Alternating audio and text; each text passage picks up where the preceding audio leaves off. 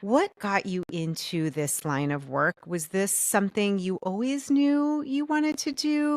Always knew, certainly not when I was a child. And I think that's where the story begins, in the sense that I grew up with a lot of early adversity, and so much so that it left me feeling very disconnected from myself, dissociated from myself, disoriented in the world, kind of fractured and fragmented from what my childhood brought to me. And in some ways, other than the fact that my parents had a kind of messy divorce when I was 2 or 3, maybe from the outside looking in, it probably didn't look that bad, if you know what I mean. But there was, for me, I think the combination of being a very sensitive soul, if you want to put it that way, in combination with growing up across two households that were markedly different from each other. And one of those households where I just didn't feel emotionally safe to be myself. That experience of, for 3 days of my week, every week of my entire childhood, going into a landscape where I didn't feel comfortable, it built up and it accumulated in me mentally, emotionally, physically, like every way that trauma can build up inside of one person, it showed up for me. And so I had physical health problems. I had a lot of anxiety by the time I was my late teenager,